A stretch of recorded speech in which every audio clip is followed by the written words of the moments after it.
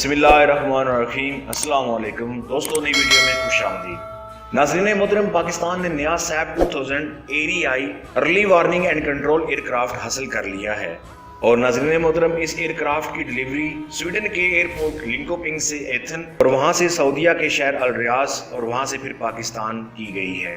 یہ year craft مکمل طور پر airborne early warning control system سے اکوپڈ ہے۔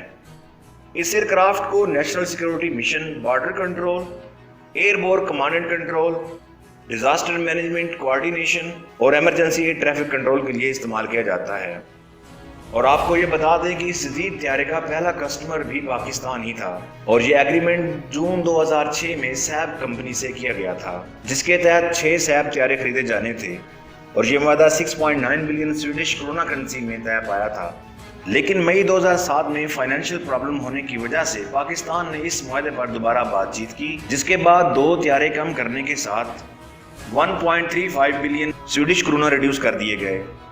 پہلا ایئر کرافٹ اپریل 2008 میں تیار کر لیا گیا اور اکتوبر 2009 میں پاک فضائیہ میں شامل کر لیا گیا تھا، اور دوسرا ایئر کرافٹ اپریل 2010 میں پاکستان کو موصول ہوا، جسے پاکستان نے انڈین ایئر بیس کو مانیٹر کرنے کے لیے مختص کر دیا تھا۔ دوستو، اگست 2012 میں منہاس ایئر بیس پر ٹیررسٹ اٹیک کے دوران ان 4 طیاروں میں سے 3 بری طرح ڈیمیج ہو گئے تھے، اور جن میں سے 2 پاکستان ایرونیٹک کمپلیکس نے ریپیئر کر لیے تھے، اور جس کے بعد پاک فضائیہ دنیا کی وہ واحد ایئر فورس بن گئی جس نے ان طیاروں کی مرمت کے لیے سند حاصل کر لی۔ ناظرین محترم، 2017 اور 2018 میں پاکستان نے 6 ایسے اور ایئر کرافٹ خریدنے کا آرڈر دیا، اور جن میں سے 3 کی ڈلیوری 2019 تک مکمل ہو چکی تھی۔ اب 27 مئی 2020 کو پاکستان نے ایک اور سیپ 2000 پاکستان ایئر فورس میں شامل کر لیا ہے۔ ناظرین محترم، پاکستان اس طیارے کے اندر اتنی دلچسپی کیوں دکھا رہا ہے، اس کی اہمیت کو جاننے کی کوشش کریں گے۔ سب سے پہلے سیپ 2000 ایویکس کے ایریائی سرویلنس ریڈار کے بارے میں بات کرتے ہیں۔ ایریائی ایک ایکٹیو فیز ڈپلیک ریڈار ہے جو کہ 3.1 گیگا ہرٹز اور 3.3 گیگا ہرٹز فریکوینسی پر کام کرتا ہے، اور یہ ریڈار طیارے کے ٹیک آف کے 3 منٹ بعد آپریشنل ہو جاتا ہے۔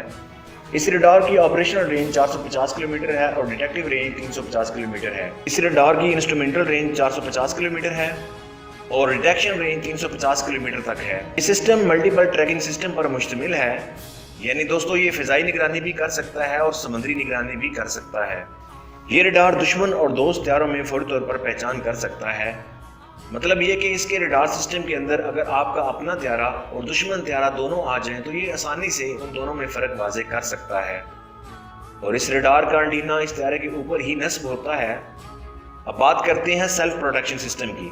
اس کا self protection system defensive error control system, radar warming, laser warming اور میزائل اپروچ وارمنگ اور فلیئر ڈسپینسر سسٹم پر مشتمل ہے۔ ڈیفینسو فلیئر سسٹم طیارے کو surface to air missile, air to air missile اور guided anti artillery aircraft سے بچاتا ہے۔ یہ سسٹم فلیئرز اور الیکٹرانک کاؤنٹر میئر پر مشتمل ہوتا ہے۔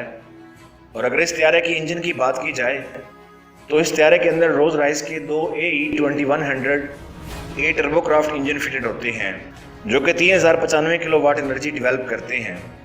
اس طیارے کی میکسیمم روٹ سپیڈ 632 کلومیٹر پر آور ہے اور پیٹرول سپیڈ 296 کلومیٹر پر آور ہے، اور اس طیارے کی رینج 3218 کلومیٹر ہے، اور یہ تقریباً 9.5 گھنٹوں تک فضا میں رہ سکتا ہے۔ اور اس کے کریو ممبر کی تعداد 6 ہوتی ہے۔ دوستو، یہ ایک مکمل طور پر جاسوس طیارہ ہے جو جنگ اور امن میں پاک فضائیہ اور نیوی کی مکمل طور پر بھرپور مدد کرتا ہے۔ اور دوستو، آپ کو ابھینندن والا واقعہ تو یاد ہوگا، اس مشن میں بھی اس طیارے نے اہم کردار ادا کیا تھا۔